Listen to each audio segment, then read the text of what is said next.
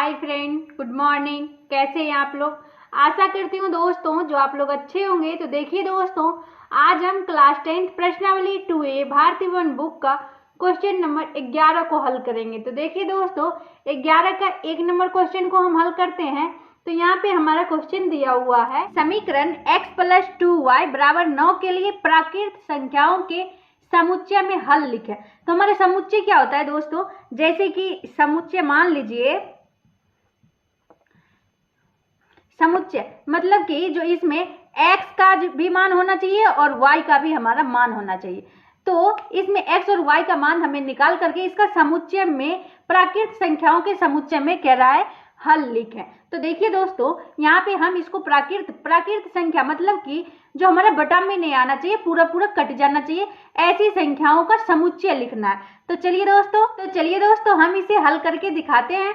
हल करने से पहले दोस्तों, अगर आप मेरे चैनल पे नए हैं तो चैनल को प्लीज सब्सक्राइब कीजिए, लाइक कीजिए और कमेंट में बताइए जो ये सॉल्यूशन आपको कैसा लगा। तो चलिए दोस्तों, सबसे पहले दोस्तों देखिए हमारा समीकरण क्या दिया हुआ है। हमारा समीकरण दिया हुआ x + 2y = 9। तब हम लिख लेंगे, तो हम लिख लेंगे यहाँ पे, चूंकि दिया गया समीकरण है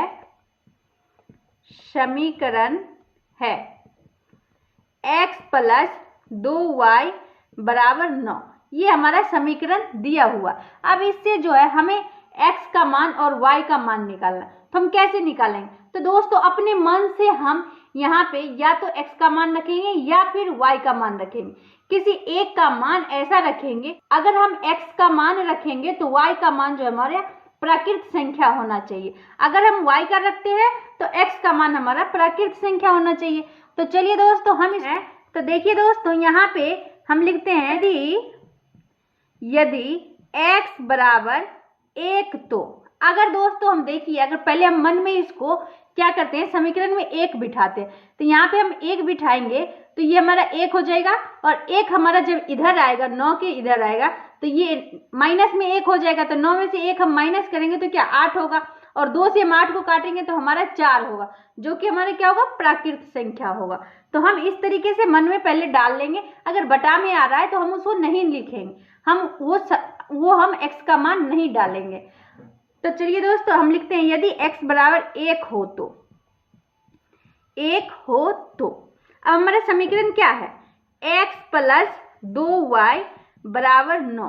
अब इसमें हम x का मान 1 रखते हैं, तो 1 + 2y = 9।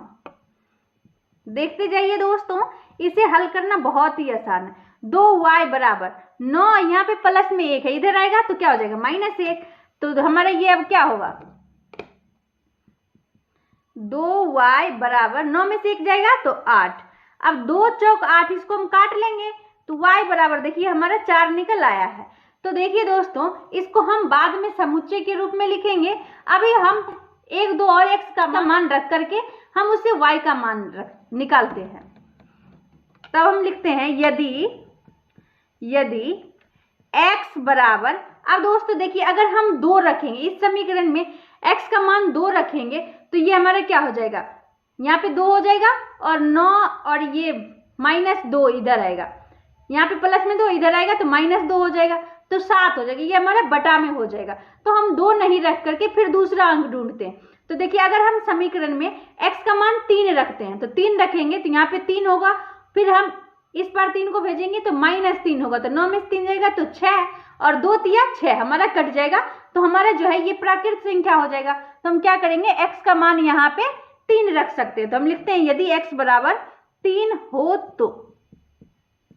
हो तो अब देखिए यहाँ पे हमारा समीकरण है x + 2y = 9। अब हम x का मान क्या करते हैं, 3 रखते हैं, तो 3 + 2y = 9। अब देखिए 2y बराबर क्या हो जाएगा, 9, और यहाँ पे प्लस में 3 इधर आएगा तो -3। तो 2y = 9 - 3 क्या होगा, 6। अब इसको हम काट लेंगे, 2 तिया 6, तो y बराबर हमारा क्या निकला, 3 निकल गया। तो देखिए y का मान जो है ये भी हमारे बटा में नहीं आया है, हमको बटा में नहीं लाना। अब दोस्तों देखिए हम एक और x का मान रखते हैं और उससे y का मान निकालते हैं। तो यहाँ पे लिखते हैं यदि x बराबर, अब x का मान अगर हम 4 रखते हैं तो 4 रखेंगे तो यहाँ पे 4 होगा, और इधर हम भेजेंगे तो फिर -4 हो जाएगा, तो 9 में से 4 जाएगा तो 5।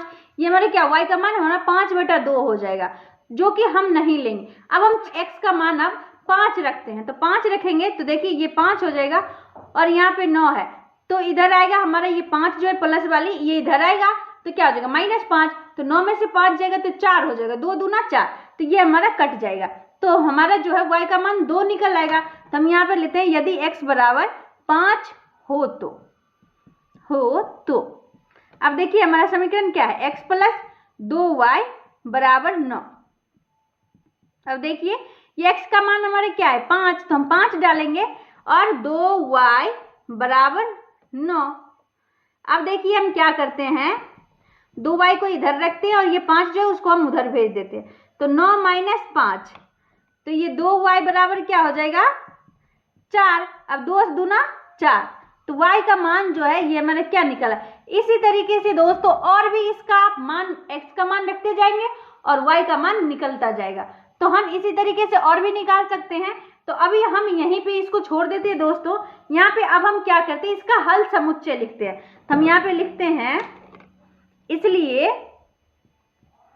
इसलिए प्राकृत संख्याओं का